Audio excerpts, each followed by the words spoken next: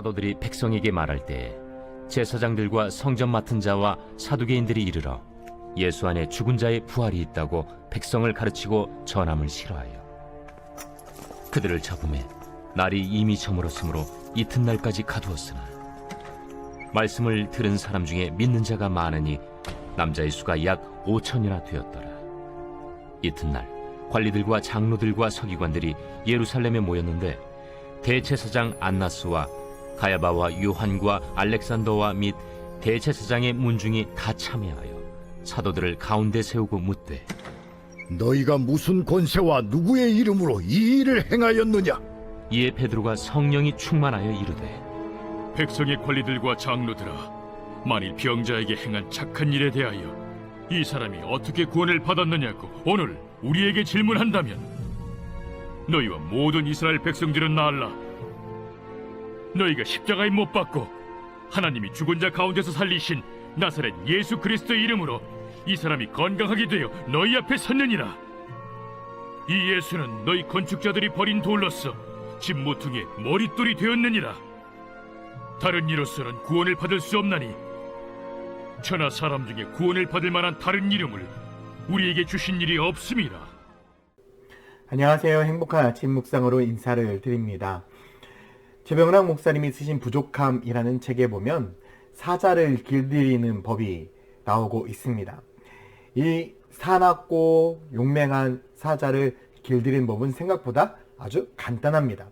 사자가 있는 그 앞에 다리가 4개에 달린 의자를 가져다 놓는 것입니다.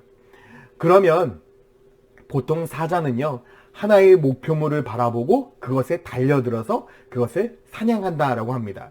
그런데 4개에 달린 의자를 보는 순간 혼동이 오기 시작하는 것입니다. 오른쪽 다리를 보면 또 왼쪽 다리가 보이고, 오른쪽 뒷다리를 보면 왼쪽 뒷다리가 또 보이는 것입니다. 그러다가 어느 것을 향해 달려들 것인가 고민하다가 목표를 상실해버리고 그냥 순한 양과 같은 사자가 된다라는 것입니다. 우리들의 인생도 마찬가지입니다.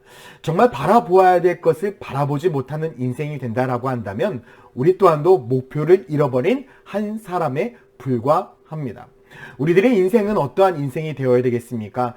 주님께서 주신 거룩한 사명과 본질을 깨닫고 오직 주님만을 바라보며 살아가는 거룩한 삶이 되어야 됩니다. 그래서 히브리서 12장 2절 말씀에도 보면 믿음의 주여 또 온전케 하시는 예수를 바라보자 라고 분명히 말씀하고 있죠. 우리의 인생은 다른 것을 바라보는 인생이 아닙니다. 오직 예수 그리스도를 바라보는 인생이 되어야 됩니다. 예수 그리스도를 바라보는 인생이야말로 믿음의 삶이고 축복의 삶이고 은혜의 삶이기 때문에 그렇습니다. 이제 우리는 오직 주님만을 바라보고 주님만을 따르며 주님께 영광 돌리는, 우리들의 시선이 오직 주님 앞에 고정되어 있는 거룩한 삶을 살아야 됩니다. 우리가 주님을 바라보지 않는 그 순간부터 우리들의 영성과 야성은 모두가 다 사라져 버리기 때문에 그렇습니다.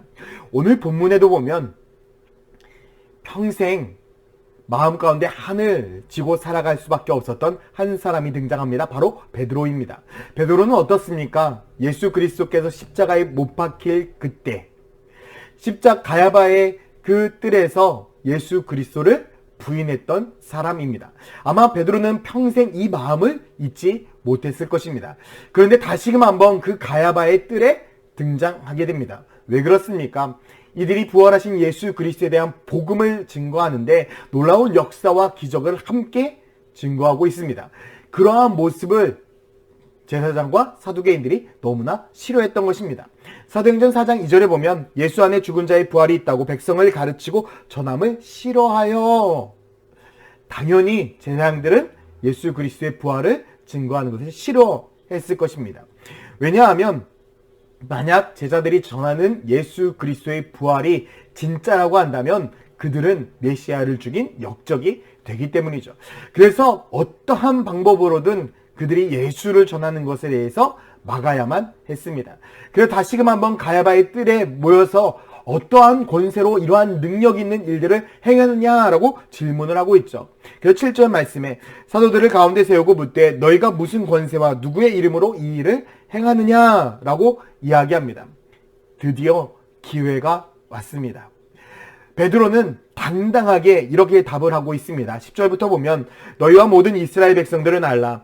너희가 십자가에 못 박고 하나님이 죽은 자 가운데 살리신 나사렛 예수 그리스도의 이름으로 이 사람이 건강하게 되어 너희 앞에 섰느니라. 다른 이로서는 구원받을 수 없나니 천하 사람 중에 구원받을 만한 다른 이름을 우리에게 주신 일이 없음이라 라고 분명히 고백을 하고 있습니다. 베드로는 비겁하게 2번 도망가지 않습니다. 정말 당당하게 가야바의 뜰에서 모든 사람 앞에서 예수 그리스도 그분의 이름만이 구원받을 수 있는 유일한 길임을 선포하고 있습니다. 여러분들은 어떠십니까? 여러분 당당하게 이 땅 가운데 속에서 그리스도인으로 살아가고 계십니까? 우리가 당당하게 그리스도인으로 살아가기 위해서는 분명하신 예수 그리스도를 믿고 바라보아야 합니다. 우리가 예수 그리스도를 믿는 믿음으로 살아갈 때, 내가 예수 그리스도만 바라보며 살아갈 때에 우리는 상황과 환경을 뛰어넘어서 당당한 그리스도인으로 살아갈 수 있기 때문입니다. 우리 천안침례교회 모든 성도들이 세상 속에서 당당한 그리스도인이 되었으면 좋겠습니다. 그리스도인인 척 살아가는 것이 아니라 당당하게 어디서든지 그리스도인으로 주님의 능력과 사랑을 증거하며 살아갈 수 있는 그러한 믿음의 성도들이 된다면 하나님께서 우리들을 통해서 세상을 변화시키는 놀라운 역사를 이루어 가실 것입니다. 사랑하는 성도 여러분, 오늘 하루 세상 모든 사람들 앞에서, 직장인들 앞에서, 여러분들의 동료들 앞에서 당당한 그리스도인으로 살아가지 않으시겠습니까? 주님은 우리를 부끄러워하지 않습니다. 그러니 우리 또한 주님을 부끄러워해서는 안 됩니다. 이제는 당당하게 모든 것을 밝힐 때가 되었습니다. 나는 예수를 믿고 예수를 사랑하는 그리스도인이라고. 이제는 세상 속에서도 오직 주님만을 바라보며 살아가는 당당한 그리스도인이 되어야 됩니다. 저와 여러분 오늘 그렇게 결단하기를 소망합니다. 당당한 그리스도인이 되기로.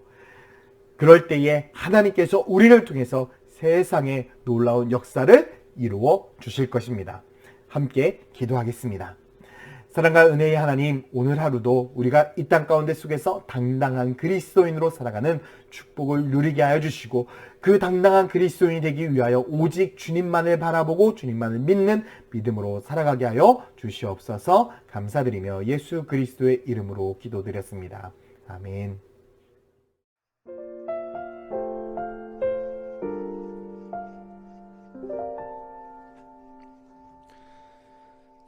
지존하신 주님 이름 앞에 모두 무릎 꿇고 다 경배해.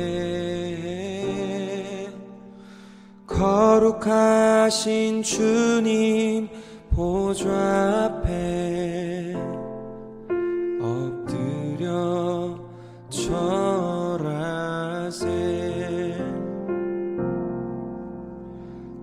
지존하신 주님 이름 앞에 모두 무릎 꿇고 다 경배해. 거룩하신 주님 보좌 앞에 엎드려 절하세.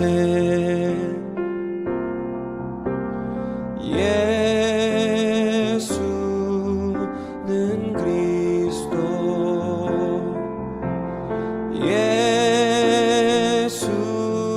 예수는 주, 하나님의 영으로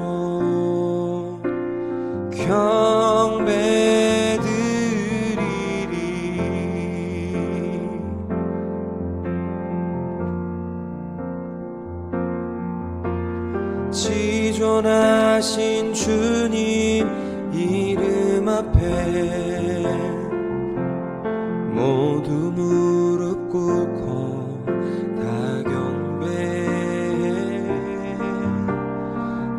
거룩하신 주님 보좌 앞에 엎드려 절하세.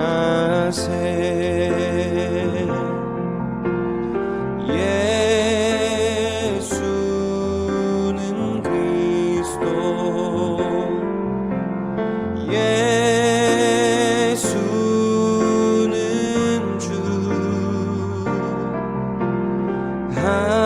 하나님의 영으로 경배드리리.